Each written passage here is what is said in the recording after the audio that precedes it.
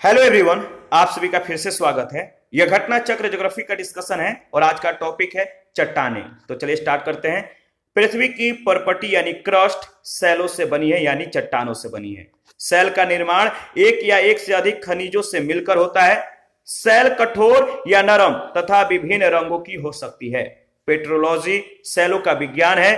निर्माण के प्रक्रिया के आधार पर अगर बात करें तो चट्टानों को 3 समूहों में विभाजित किया गया है। पहला है आग्नेय चट्टान, दूसरा है अवसादी अथवा तलछटी चट्टान, तीसरा है रूपांतरित अथवा कयांतरित चट्टान। सबसे पहले हम लोग आग्नेय चट्टान के बारे में डिस्कस करेंगे। आग्नेय सैलों का निर्माण पृथ्वी के आंतरिक भाग में मैग्मा और बाह्य भाग में लावा से होता है। ये सैलें रवेदार होती हैं, इनमें परतें नहीं पाई जाती हैं तथा पूरा जीवाश्म भी नहीं पाए जाते हैं। इन सभी पॉइंट को ध्यान में रखिएगा। आग्नेय चट्टानों का संबंध प्रायः ज्वालामुखी क्रिया से होता है। इनमें पानी का प्रवेश बहुत कम होता है। आग्नेय सैलें क्रिस्टलीय अथवा अक्रिस्टलीय दोनों प्रकार की होती है। आग्नेय सैलों को प्राथमिक सैल भी कहा जाता है। आग्नेय सैलों के प्रमुख उदाहरण हैं ग्रेनाइट, ग्रेवे, पेग्मेटाइट, बेसाल्ट, ज्वालामुखी, ब्रेसिया तथा टफ आदि। दूसरा है अवसादी सैलों का निर्माण। देखिए, अवसादी सैलों का निर्माण पृथ्वी की सतह की सैलें जैसे आग्नेय, अवसादी और कयांतरित अनाच्छादन कारकों के प्रति अनावृत होती हैं, जो विभिन्न आकार के विखंडों में विभाजित होती है। ऐसे उपखंडों का विभिन्न बहिर्जनित कारकों के द्वारा संवहन एवं निक्षेप होता है। सघनता के द्वारा संचित पदार्थ सैलों में परिणत हो जाते हैं। यह जो प्रक्रिया है शिलीभवन कहलाती है। बहुत सी अवसादी सैलों में निक्षेपित परतें शिलीभवन के बाद भी अपनी विशेषताएं बनाए रखती हैं। इसी कारणवश बालुकास्म जैसी अवसादी सैलों में विविध सांद्रता वाली अनेक सतह होती हैं। भूपृष्ठ यानी क्रस्ट का लगभग 75% भाग अवसादी सैल से ढका है। निर्माण की प्रक्रिया के आधार पर अगर बात करें तो अवसादी सैलों का वर्गीकरण 3 प्रमुख समूहों में किया गया है। पहला है यांत्रिक रूप से निर्मित अवसादी सैल का उदाहरण जैसे बलुआ पत्थर, पिंडशिला, चूना पत्थर, सेल, लोयस, कांग्लोमरेट, सिल्ट, मृत्तिका आदि। दूसरा है कार्बनिक रूप से निर्मित अवसादी सैल का उदाहरण जैसे गिजराइट, खड़िया, चूना पत्थर, कोयला आदि। तीसरा है रासायनिक रूप से निर्मित अवसादी सैल का उदाहरण श्रिंग पत्थर, चूना पत्थर, हेलाइट, पोटास आदि। एग्जाम्पल जो है बहुत ज्यादा इंपॉर्टेंट हो जाता है, तो इसको ध्यान रखिएगा। तीसरा है रूपांतरित चट्टानें।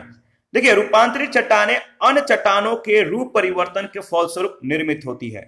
मूल रूप में रूपांतरण शब्द मेटामॉर्फोस से लिया गया है, जिसका तात्पर्य होता है रूप परिवर्तन। परतदार अथवा तलछटी तथा आग्नेय सैलों के जो रूप है, आग्नेय सैलों में रूप परिवर्तन के फलस्वरूप रूपांतरित सैल का निर्माण होता है। कभी कभी रूपांतरित सैल का भी रूपांतरण हो जाता है और इस क्रिया को पुनः रूपांतरण अथवा अति रूपांतरण भी कहा जाता है। देखिए, आग्नेय चट्टानों के रूपांतरण से बनी सैलों के जो उदाहरण है, आपको रट्टा मार जाना है, यहां से प्रश्न बहुत बार पूछे जा चुके हैं। तो आग्नेय चट्टानों के रूपांतरण से बनी सैलों के जो उदाहरण है ग्रेनाइट नीस में, बेसाल्ट सिस्ट में बदल जाता है और बेसाल्ट एम्फीबोलाइट में रूपांतरित हो जाता है।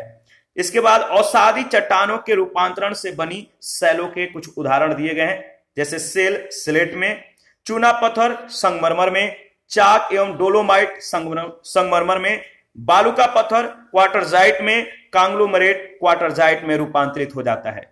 इसके बाद रूपांतरित चट्टानों के पुनः रूपांतरण से बनी सैलों के जो उदाहरण है आपको याद रखना है जैसे स्लेट एक रूपांतरित रूप है। इसके बाद स्लेट भी दोबारा से रूपांतरण हो जाता है इसका, तो स्लेट जो है फाइलाइट में रूपांतरण, जो स्लेट है इसका रूपांतरण किस में हो जाता है, फाइलाइट में, और फाइलाइट का सिस्ट में और गैब्रो का सर्पेंटाइन में। तो इस तरह से आपको ध्यान में रखना है। इस पर आधारित पहला प्रश्न पूछा गया है, परतदार चट्टानों के विषय में दिए गए निम्नलिखित कथनों पर विचार कीजिए। पहला है परतदार चट्टानें पृथ्वी की सतह पर जलीय तंत्र के द्वारा निर्मित होती हैं। दूसरा है परतदार चट्टानों के निर्माण में पूर्व विद्यमान चट्टानों का क्षरण सम्मिलित होता है। तीसरा है परतदार चट्टानों में जीवाश्म होते हैं और चौथा है परतदार चट्टानें विशिष्ट रूप से परतों में पाई जाती है। आपको बताना है इन 4 कथनों में कौन कौन सा कथन सत्य है, तो चारों कथन सत्य है। डी ऑप्शन आपका बिल्कुल सही ऑप्शन है। ठीक है, याद रखिएगा।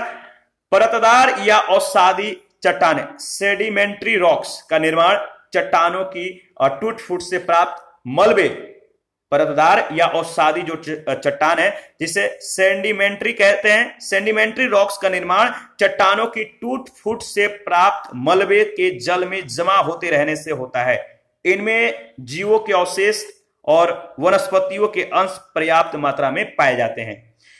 भूपृष्ठ के लगभग 75% क्षेत्र में फैली अवसादी शैलों में परतें तो पाई जाती हैं, अर्थात ये स्तरों में निक्षेपित होती हैं, परंतु ये शैलें रवेदार नहीं होती हैं। याद रखिएगा। सेकंड प्रश्न है, अवसादी शैलों के लिए निम्नलिखित में से कौन सा कथन सत्य है? अवसादी शैलों के लिए निम्नलिखित में से कौन सा कथन सत्य है? ये शैलें स्तरों में निक्षेपित हैं। ये शैलें स्तरों में निक्षेपित हैं, जो सी ऑप्शन है बिल्कुल सही ऑप्शन है। थर्ड नंबर है, बलुआ पत्थर एक परतदार चट्टान है क्योंकि वह बलुआ पत्थर एक परतदार चट्टान है क्योंकि वह पानी के नीचे बनती है। दिए गए प्रश्न के अनुसार अगर बात करें तो बलुआ पत्थर एक परतदार चट्टान है क्योंकि यह जल में निर्मित होती है।